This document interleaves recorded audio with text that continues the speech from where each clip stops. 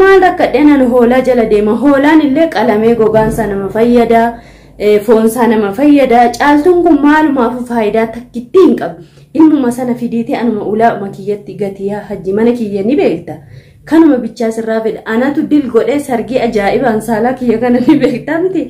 Sargii ajaa'ibaan anas fuusisaa sadaffaa moo shanaffaadha gaari maal beeka kan geelle lakkaa'ameen dhumuuti. Yaa rabbii kiyya.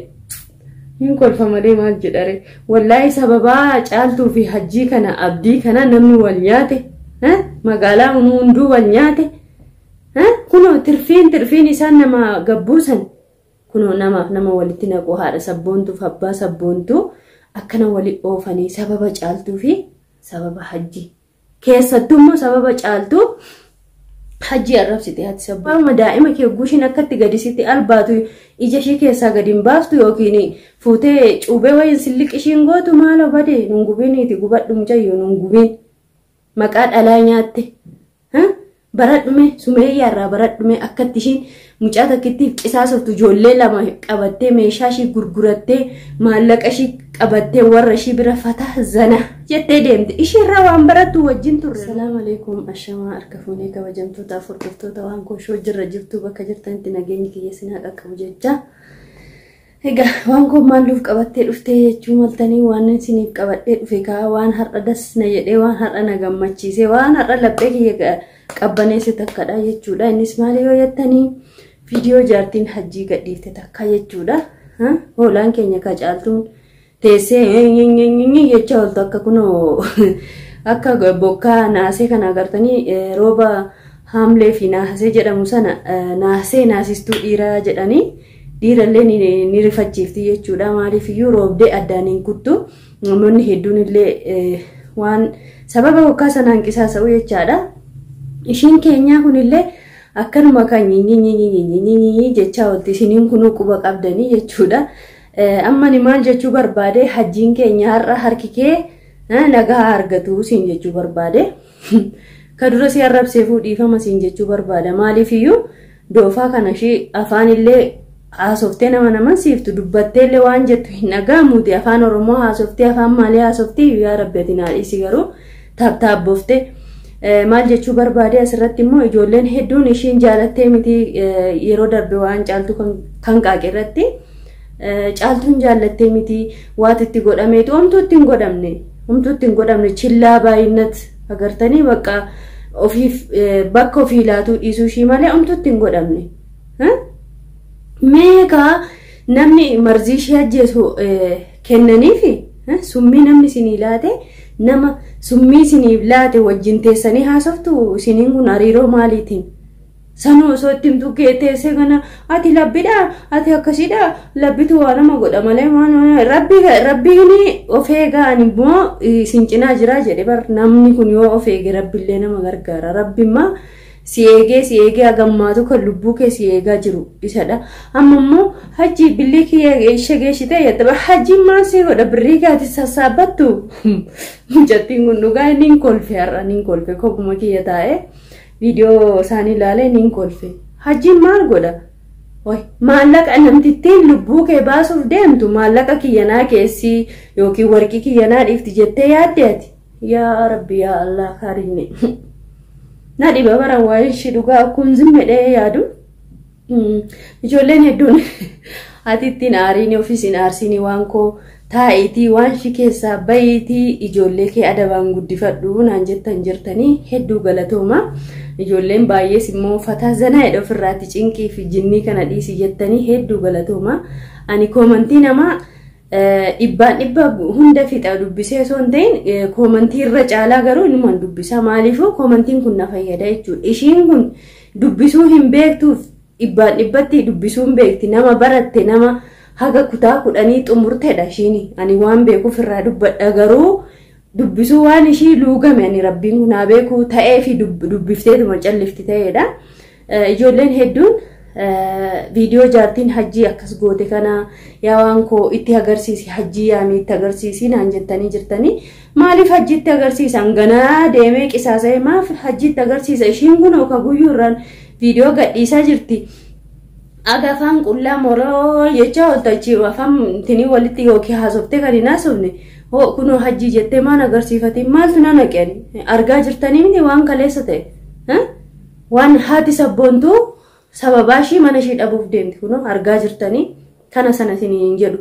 sababaa ishii cina dhaabbatteef abbaan sabboontuu kuno miidiyaa fuulduratti ba'ee akkatti inni qaxaqqateen argaa jirtanii anis immoo akeekkachiifni naa kennamee jira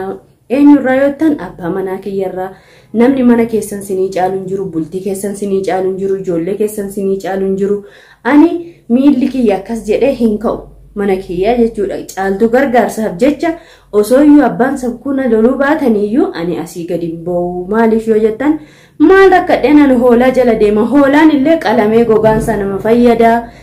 foonsaa nama fayyada caaltuun kun maalumaaf faayidaa takkitti hin qabdu dhugaa rabbii isinitti hima maaliif iyyuu aniin kun gaafsana gaafanan akkas jedhu sana ni agartanii haati sabkee bar maal jettee jedha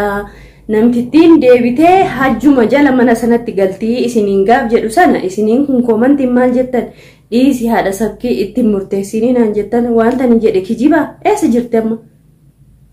isiniin kun argaan jirtanii kana nama faayidaan qabneef maal godhan yaani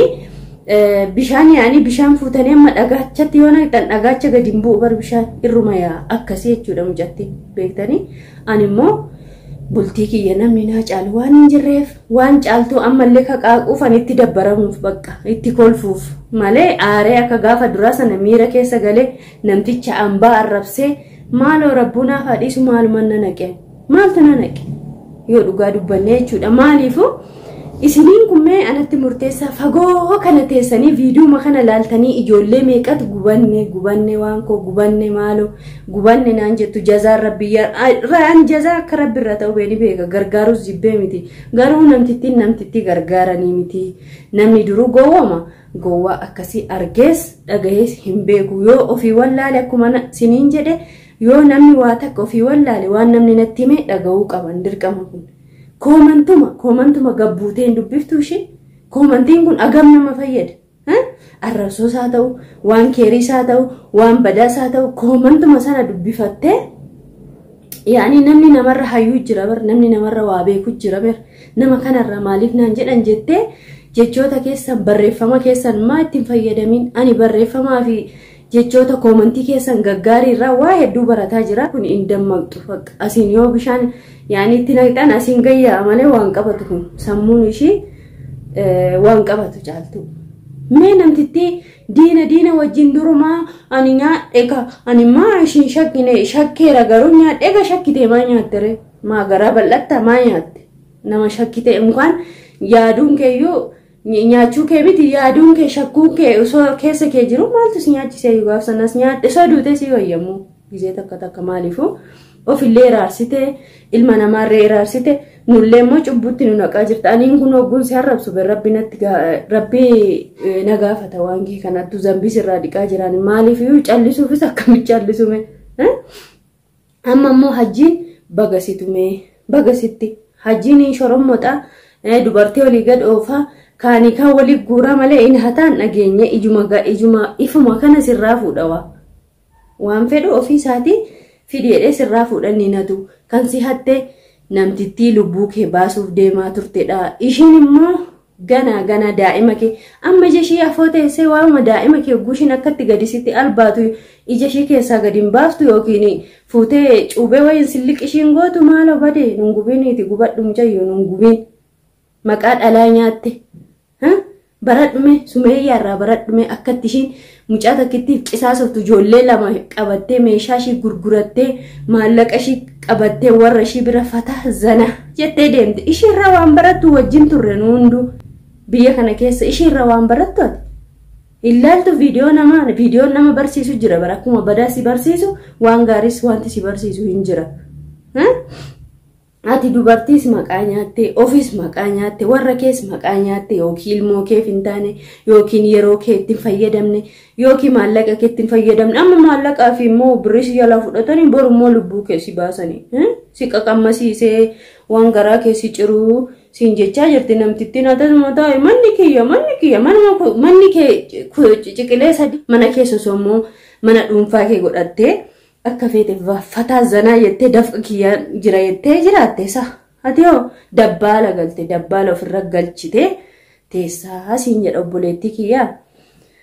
Hawaan baay'ee waan siin jedhu takka illee hin jiru. Garuu hajjiin keenya gaharra waan keerii dalagee sirriitti hin tumne mucatti sirriitti osoo qaxaqqate kun akka eenyu maqaan isaa Sayidoon keenya ayyuu kan akka dhukkeerraa kaase sana osoo sirriitti dhukkee sirraa kaase yookiin naqqaata ta'e himkeen dubartiin kun uleedhaan gisee takka yaanii dubartiin hedduu jedhu warri dhiiraa uleedhaan naqaa jetti. Sirriitti reebuu dide hajjiin dhugaa ammani waan hin jechuu barbaadu tokko waan hin hajjiis gaafachuu barbaadu waan hin isas kadhatuu fedhu amma wallahi hajjii kana ani manuma sana gabbayatiin kunu manuma sana dhalaa kana lama walit dhiisii bay walaa nyaatanii fedhan walaa qalaniiti ana sitti fuudha ana durba ajaa'iba sitti fuudha dhugaa rabbii dubbatuudhaaf jechuudha maali yoo jette yaa obboleessa kiyya waadaa takkitti bichaa sirraa fedhan ilmoo Caaltuu ishiitti yuun kenniiniti anuma kanatti hoodhu jedhi natti kennii fidi ulaa kiyyarratti ugati ilmuma sana natti kenniiti ati yoo feeti mana sana gabbaye dhalaan feetu walaa nyaattu feetu wal taatee haa teessu feetu akka feete haa taatu dhugaa waaqaa ilmuma sana deebisiif ilmuma sana fidiitee anuma ulaa kiyyatti gati yaa hajji mana kiyya ni beekta kanuma bichaa sirraa fedha anatu dil godhee sargii ajaa'ibaan saalaa kiyya kana ni beekta miti sargii ajaa'ibaan anas fuusisaa sadaffaa moo shanaffaa dhagaan maal beeka kan geelle lakkaa'ameen dhumuuti yaa rabbii kiyya. Hin kolfa malee maal jedhare wallahi sababa Caaltuu fi hajjii kana abdii kana namni wal nyaate magaalaa hunduu wal nyaate kuno tirfiin isaan nama gabbuusan kuno nama walitti naqu haadha sabboontuu fi abbaa sabboontuu akkana wali oofanii sababa Caaltuu fi sababa hajjii keessattuu immoo sababa Caaltuu hajjii arrabsite haati sabboontuu aniin kuno akkamitti arrabsa dhugaa waaqame kan dhaabbadhu naan jedhee abbaan manaa kiyyaa arraba irraayyuu malee aniin kun akka marrabsaa hunuun agartanii viidiyoo bas alhamdulillah abbaa sabkee baay'ee sooshaal miidiyaan fayyadamu inni hojii dhuunfaa isaarratti waan xiqqoo tukuratii godhuuf baay'ee ilaalu waan ani qaaqee qaajjaa oolu kanallee jechuudha. Ilmeen siniif jechayyuu jiruun namaa diigamteeti yaa hajjii keenya ka waan keerii dalagdeen beektu mee atillee jinniin mataa si jiraate akkuma namtittii jinnii keetii sana waan keerii takkittii kana qofa. Takkitti an Caaltuudhaaf